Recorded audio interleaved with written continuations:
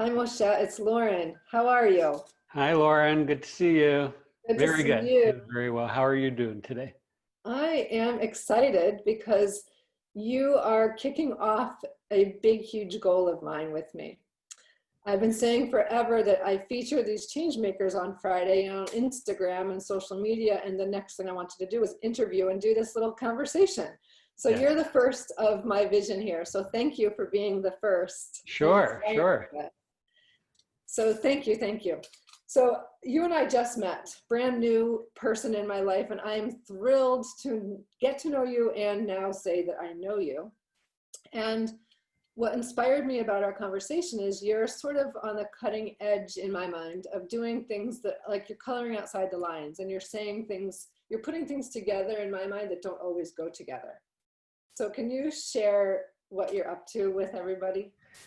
Yes. What I stand for is improving business by putting the power of love to work. Yay! Yeah. And you So did say the power of love, L-O-V-E, I at did work. use I did use that four-letter word. Yes, I did. And that's what I love that you're doing, because I'm all about being a leader with love at home and at work. And sometimes people, it feels like it takes a while to get them there, but I oftentimes don't start there. And what I love that you're doing is you're starting there. Yes, I do start there. And two things related to the word love. One is, I wrote a book about this, came out recently, called the Amare Wave, Uplifting Business by Putting Love to Work. Amare is Latin for love. And I chose to use that word because it takes away the requirement of people to use the word love if they're not comfortable. So as far as I'm concerned, people can call it grilled cheese. Doesn't matter. What matters is that they do it, they do the practice. And I define love simply as energy that uplifts and connects. Perfect. Energy that uplifts and connects. So some people who think love and business don't belong together, say call it whatever you want. I don't want the word to get in the way of people doing the work. And As long as they're committed to uplifting and connecting, you don't care what they call it. exactly, exactly. And the flip side of it is for people who say, yeah, love and business don't mix or different things. Love has a lot of associations with it, a lot of baggage sometimes. And so I understand that perspective. I believe business is eminently personal. In the movie The Godfather said to one of his underlings, said, oh, to Sonny, he said, don't take it personally, it's only business. And to me, business, how could it not be personal? So we do express love in business. So for example, even the most hardened business person might say, I love the Boston Red Sox or the Golden State Warriors, or I love In-N-Out Burger, or near us, I love Plant Power, whatever it is. So we would profess our love for a sports team, for food, for I love rock and roll. So for certain aspects of business, and if I said to any CEO, do you want your customers saying they love your company? Of course they would. Who would say no? So that's another way to address the issue of the word love in business. Beautifully said, well put. And how are you finding people are embracing this concept? Most are very open to it, Mm-hmm. almost all, in fact. And when I did the interviews over a year and a half and preparing to write this book, I was surprised that virtually everybody was, when I talked about the ideas, it touched them deeply inside. It was like a drop of water to someone parched in the desert. Some people would then get defensive and cover up and get tough, but I could see by their initial reaction and expression that it touched something. So the reason people do this, when I think of clients I consult with, the reason they do this is because they're tired of the fighting and the greed and the we got to hit our numbers every month no matter what, where it becomes only about money, and that fear-driven approach. What if there's not enough? What if we don't hit our monthly or quarterly numbers? And we got to crush the competition. We have to capture market share. This predatory notion that it just wears people down. It does. It's exhausting. That opens them to the notion of something different, and that something different is Amari or love. And when it starts at a leadership level, or the person at the top of the company or top of a team, and they start to open up to this particular concept, it changes everything, because now they no longer have one mission of creating income. And when there's another mission, I think it changes the whole game. Yeah, it totally does. And I'm sure you see that in your coaching work, that once that shift happens, it's incredibly powerful. And it's like stepping over a threshold. Once people do that, they're in. They're on that path. It's beautiful. It is beautiful. It's the work we do, my friend. Yes. It's Yes. awesome. I was so happy to meet you, and then find out that we live in each other's backyard practically. Yes. Yeah. So this work is something that, for me, over the years, it's taken me, I didn't start here. I started someplace else, as you did. I started in the health education industry, similar to you. And then it evolved into coaching and helping inspire people to have the impact they wanted to have over time. And then when we get more and more clear, I find that ultimately we come to the same place, that it's really about connecting humans and having positive impact in the world. Ultimately, we get here, and it takes a while. What has been your experience of how you got here, and what do you think a couple turning points might have been? Well, I've thought about that a lot. And there were really three converging forces. One was I've had a consulting firm called ResearchWorks for going on 3 decades, helping some really big companies and some small ones figure out who are they, what do they stand for, who's their market, what's their value proposition, how do they position, brand themselves, communicating their value, all that stuff, from upstream innovation to downstream communications. And especially working with in the for-profit sector, I saw a lot of frustration, unhappiness, and people were saying there's got to be more than this. And one client in particular, I'll never forget this, he said, Moshe, we hate our customers. And there really was. There was actually disdain. It was almost tangible, the disdain that they felt for their customers. But the relationship had been in place for many years. It's like a bad personal relationship that lasts because there's a codependency and neither is willing to step out. So they had this relationship, and the curse, so to speak, was they made money. They could have made a lot more money if they weren't so full of disdain and warlike in their approach, but nonetheless they did. So that language, we hate our customers, was really telling. And I reflected back on other businesses who certainly don't show a love for customers. So we have examples of really egregious ones of Wells Fargo and Theranos and Facebook, just in recent years, that scandals around them. And there's many more.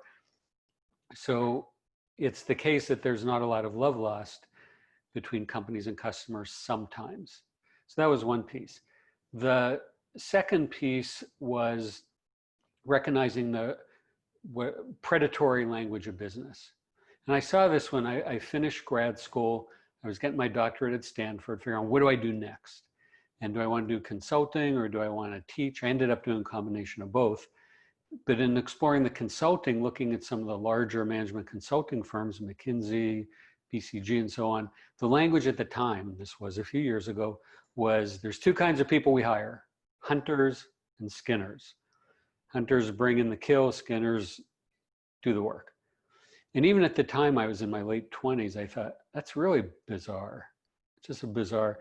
And then I sort of forgot, and I got caught up in that same lexicon. And I tell clients, bring us on as consultants, we'll help you capture more market share.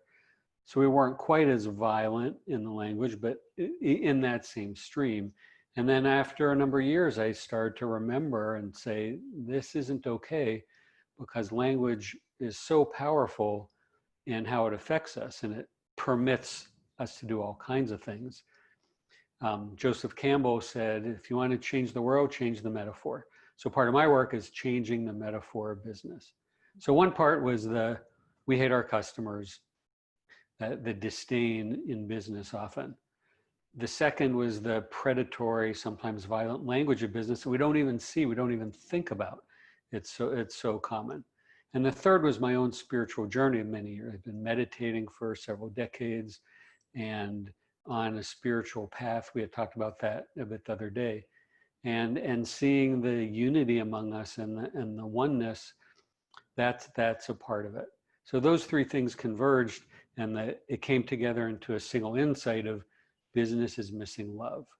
And that's what causes a lot of this pain and suffering and frustration and people being worn out and less than whole and so on. So yeah, that's been my journey in a nutshell. I love to hear about your journey. Beautiful. You said something that was just perfect. You said you realized that this isn't okay. And to me, that's the sign of a change maker. And that's somebody that either we see opportunity and we go and create change, or we say this is not okay and we create change. So as a change maker, change makers are leaders in my mind, and there's all kinds of leaders in the world, but you in particular are, in my mind, a change maker. As a change maker, what is the impact that you want to have each day? To have more and more people, more and more business leaders in particular, wake up to the reality they're choosing to be in and recognize it's a choice and say, there's another way to be that's not so damaging, that can be equally or even more profitable and be much happier in it. So it's that wake-up call. That's what I want to see happen every day. And as they wake up, they help their team wake up, and then they create a happy culture, which... Yes. And then that spreads to what my vision for this whole thing is. It's creating a different paradigm that I call the Amare Way. Again, Amari is Latin for love, where there's millions of companies around the world who say, we are an Amare company. And they mean it, they show it, they act it. So there's change makers throughout who are on this path. Again, whatever word they use doesn't matter, but they're doing this work, and it makes them better, makes them more profitable, reduces suffering, and makes our world better. So it's creating a new norm. Yeah, we're on the same mission. One of the things I know for me is that being on such a mission needs us to stay focused, grounded. What do you do for yourself each day to do that? Well, I meditate regularly. And when I thought after doing it for this long, I don't have to do it. I'll have some carryover. And I just do not feel good if I don't get my meditation. So first thing in the morning, and then towards the end of the day around dinner time, I'm much happier, less grumpy, more centered, clearer, more present, all that stuff. So that's a big part of it. I usually go on the beach every day with my pup Zoe, not too far at Cardiff State Beach or nearby. And so that's being in touch with nature. And I listen to a lot of kirtan music. It's a call and response kind of music. There's a westernized version brought from India that I would call it high vibration music. And it repeats mantras in different ways. And it's all with the same fundamental message of we're all connected, we're all aiming for this greater good. And it just uplifts me. And then the last thing is making sure I connect every day, if I can, to someone like you, people who are aligned with this, and we support each other. Yeah, the support's critical. Yeah. I'm curious about the music. Are you using the music in your meditation, or are they two separate experiences during your day? Sometimes I use it in my meditation, or I'll have it on the background while I'm working, while I'm on calls. Yeah, it just feeds me in a very positive way. I'm going to have to connect with you on that music thing. I'm Sure. curious about it. So at the end of the day, what really matters to you? Think about that one.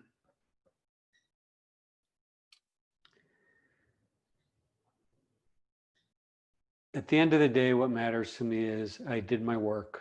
Mm-hmm. I put in what I could to make a difference. I can't control the outcome. Mm-hmm. And in fact, that's a key chapter in my book about not being attached to outcomes, which, man, that's a tough one. That's a really tough one. But to do the work and have fun along the way. with my wife, my kids, friends, whoever it is have fun along the way and not take things so seriously. So I summarized this in an acronym several years ago. This was my New Year's resolution. I try to have one word New Year's resolutions. This was flow. So F stands for follow the energy. And that speaks to not putting a lot of resistance in place. And this is what it is. Let's move with it. L stands for lighten up. Don't take things too seriously. Have fun. I have something on my wall, a list of here's things to do for fun.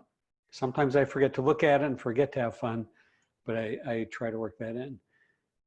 O is for open heart. If I can keep open-hearted, then everything can flow. And the W is for wow. If I do those three things, the wow just naturally comes about. So that's how I want to end my day, every day. I love that. Beautiful. So well said. My last question is, if you were to recommend one thing to people that they could do that would make a difference, what is that?